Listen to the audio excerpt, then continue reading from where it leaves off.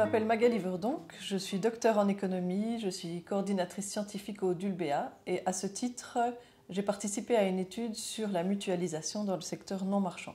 C'est une étude réalisée avec des sociologues et sur la partie qui me concerne, on a pu démontrer que la mutualisation dans le secteur non marchand pouvait amener à certaines économies, mais que ce n'est pas non plus la solution miracle. Le secteur non marchand rassemble les organisations qui n'ont pas pour but de faire du profit. Ce sont par exemple les services sociaux, les entreprises de travail adapté ou par exemple des structures actives dans l'insertion socio-professionnelle.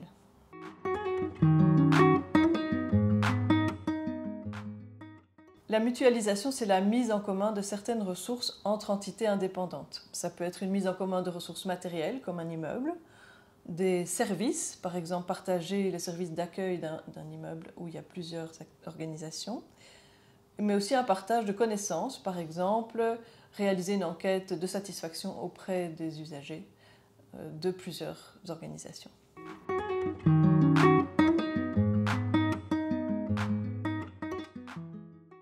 L'objectif de l'étude est double. Il s'agit d'une part de tester si la mutualisation dans le secteur non marchand permet d'améliorer l'impact pour les usagers et ou les conditions de travail du secteur. Ça, c'est un travail réalisé par mes collègues sociologues. Le deuxième volet de l'étude, c'est est-ce que la mutualisation peut générer des économies d'échelle? Ces économies sont intéressantes, soit pour les réinjecter dans le secteur au profit des usagers, soit pour alléger la charge pour les pouvoirs publics parce que c'est un secteur fortement subsidié.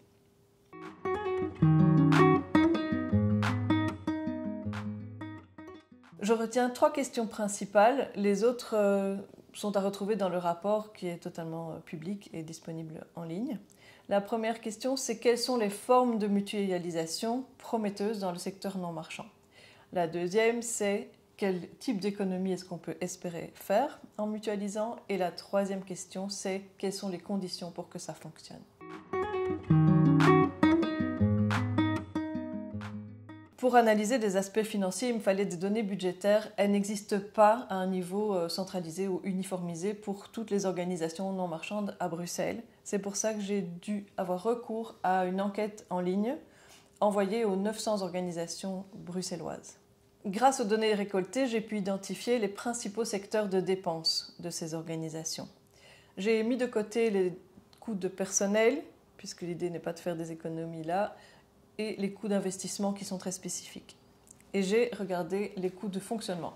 Une première information importante, c'est que ces coûts de fonctionnement, où la mutualisation pourrait avoir le plus de sens, ne concernent que 25% des budgets du non-marchand. J'ai pu observer aussi que les principaux postes de dépenses de fonctionnement, ce sont le loyer, l'énergie et l'informatique. Ça m'a permis d'identifier dans quel secteur ça valait le plus la peine de creuser.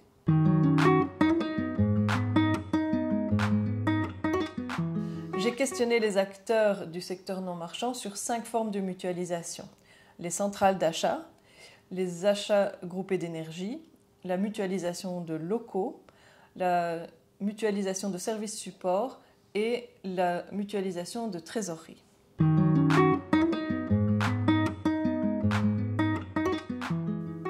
La première forme analysée, c'est la centrale d'achat. La centrale d'achat permet à ses membres de recourir à un seul marché public pour acheter en plus grande quantité et bénéficier de prix plus intéressants. Ça existe typiquement pour l'achat de matériel informatique, mais aussi pour du matériel médical par exemple. La deuxième forme de mutualisation, c'est le partage de locaux.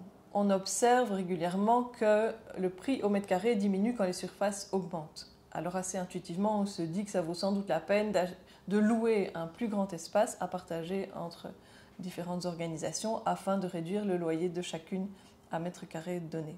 La troisième piste de mutualisation, c'est l'achat groupé d'énergie. Il s'agit de mettre plusieurs consommateurs en commun pour négocier des prix de gros.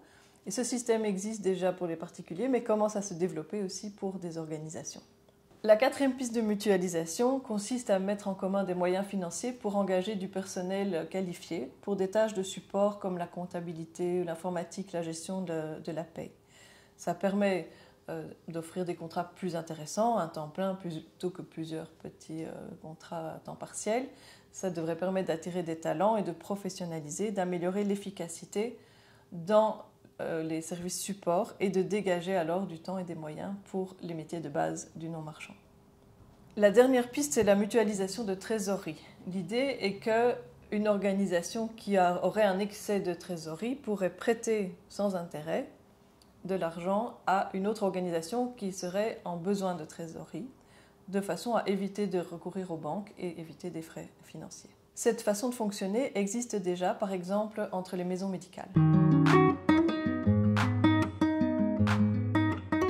Certaines, oui, mais pas toutes. On a appris, grâce à cette étude, qu'on pouvait exclure 2 pistes de mutualisation. La première, c'est la mutualisation de trésorerie. Pourquoi ? Parce que pour pouvoir prêter de l'argent à une organisation, il faut que certaines aient un excédent. Or, ce cas de figure est très rare. Dans le non-marchand, la plupart des organisations vivent grâce à des subsides qui sont calculés de façon très serrée. Elles dégagent très rarement des excès de trésorerie. Et donc on a réalisé que ce qui existait dans le secteur des maisons médicales était un cas tout à fait spécifique. La deuxième piste, qui est moins prometteuse qu'on ne l'aurait cru, c'est le partage de locaux. On n'a pas vu de différence de loyer significatif entre les organisations qui mutualisent et celles qui ne mutualisent pas. On a observé que le rapport qualité-prix était meilleur, la qualité des locaux était meilleure, mais on n'a pas identifié qu'il y avait moyen de faire des économies sonnantes et trébuchantes.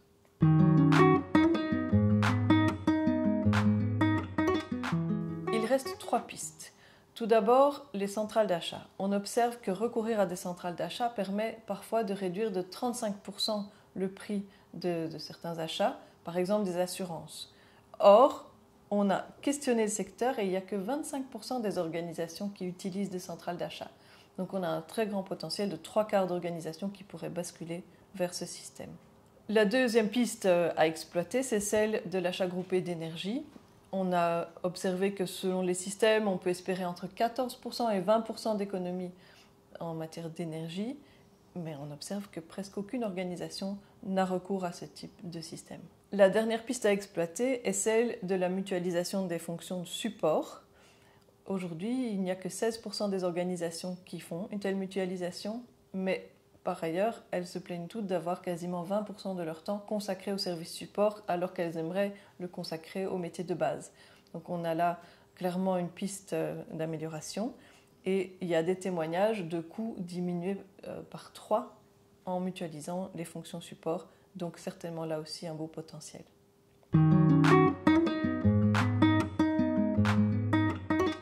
Premièrement, je dirais que le gain financier pourrait être significatif, mais pas miraculeux. Pourquoi ? Parce que déjà, ça ne concerne que 25% des dépenses des organisations non marchandes. Par ailleurs, il y a des organisations qui mutualisent déjà. Donc, on n'a qu'une sous-partie des 25% qui pourraient être utilisés pour la mutualisation. Par ailleurs, c'est important de garder en tête que mettre en place de la mutualisation, ça coûte aussi, ça entraîne un coût organisationnel.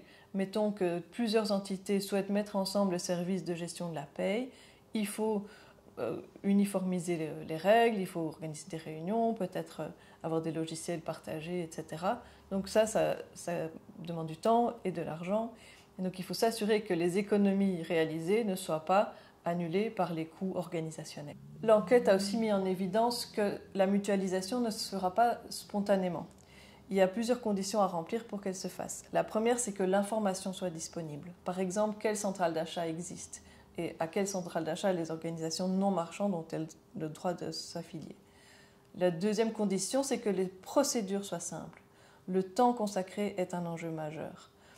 La troisième condition, c'est que le rapport qualité-prix soit favorable, bien sûr. Et enfin, il faut identifier certains obstacles juridiques qu'il faut lever et qui sont bien identifiés dans l'étude.